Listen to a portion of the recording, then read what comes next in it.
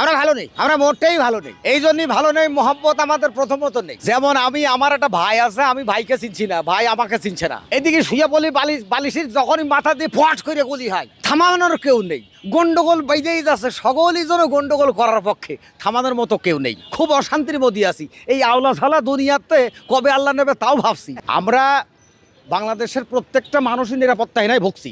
তা আমাদের আইন শৃঙ্খলা রক্ষাকারী ভাই ও বোনেরা যারা আছে, তারা হচ্ছে যে নিরাপত্তাহীনের ভুগতেছে, ভোগার কারণও আছে। আমরা পূর্বে দেখে আইছি, আমাদের পুলিশ ভাইকে বাড়িয়ে উদ্য করিয়া চলিয়ে থুইয়াছে ব্রিজের পারে। একটা দুঃখজনক ঘটনা। কিন্তু যদুস আমার হাসা উচিত হয়নি, হাসি আবার সব যায় চলে না। দুঃখ লেগেছে। ওই পুলিশ কিন্তু আমার ভাই, ওই পুলিশ বোন কিন্তু আমার আপনার বোন, তাই না? তাহলে আমি আপনি ভালো আছি তা মনে হয় না। আমি আর একটা কথা কথি চাই আপনাদের। আমার বউ আদরের বউ, আদরের বউ। আপনার বউ আপনার কাছে আদরের, তাই না? আমার বউ আমার কাছে বেশি আদরের। আমার বউ আমার ফেলে তো ভন করে দৌড় মেরেছে। আমি বললাম, বউ দৌড়ছিস কে? তা কাছে মাফও চাই, দোয়াও চাই, বিল্ডিং পড়ে যাচ্ছে। তো কলের বাচ্চাটা নে কয় যে নিজে বাইসে বাপ মার নাম। খুব অশান্তিতে আছি ভাই। আজিকে অস্থিরতা বাইরেছে। এর প্রতি মনে করেন যে আপনার ছাগলে পাতা খাইল, ধত্তকটা মারেক পরে এরকম একটা ব্যাপার। আমাদের এই যে মায়া মমতা মহব্বত যা ছিল, এগুলো উঠে গেছে, এগুলো হ্রাস পেয়েছে। হ্রাস পাওয়ার কারণেই মনে করেন যে আমাদের একটা কাটান দিয়া মুরগি ছিল। মুরগি তো কাটান দেওয়া যায় না। আমাদের একটা বড় মুরগি ছিল, ওই মুরগি আবার 3 দিন বাথরুম করে না। আপনাদের বারান্দায় যা ঝাইলিয়াস 1.5 কেজি।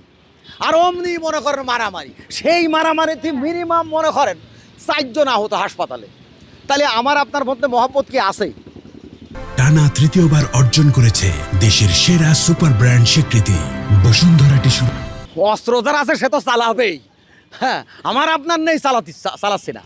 তবে যারা হচ্ছে ওকে গুলি করছে, একে গুলি করছে, আমি ওই ভাইকেও বলছি, এই ভাইকেও বলছি, ভাই একটু ব্রেক করি দয়া করে, মেহরবানি করে। আমি আপনার ছোট ভাই, আমি আবারও বলছি, আমি বাংলাদেশের মানুষের ছোট ভাই, বাংলাদেশের সকল মানুষ আমার বড় ভাই। আপনারা দয়া করে মেহরবানি করে এই গুলাগুলির থেকে সরে আসুন। দয়া করে মেহরবানি করে বাচ্চাদের স্বতঃস্ফূর্তভাবে স্কুলে পাঠান। দয়া করে মেহরবানি করে আমরা যারা শিল্পী ভাই বোন আছেন, আমাদেরও আপনাদের ভাই বোন মনে করুন না। প্রথম কথা হচ্ছে, যদি দেশে শান্তি আনতে হয়, তাহলে প্রথমত আমি আপনার জুনিয়র, আপনি আমার সিনিয়র। সর্বপ্রথম সিনিয়রের সম্মান, সিনিয়রের দায়িত্ব আছে। জুনিয়রের ভালোবাসা, আদর করো। তো এই জিনিসটা যদি আপনি আনতে পারি, আর এই ছাড় দিয়া মন মানসিকতা যদি আমার আপনার মধ্যে থাকে, ইনশাল্লাহ আমাদের দেশ আবার গন্ডগোল মুক্ত হবে, সন্ত্রাস মুক্ত হবে, চাঁদাবাজ মুক্ত হয়ে যাবে ইনশাল্লাহ, আমি মনে করি।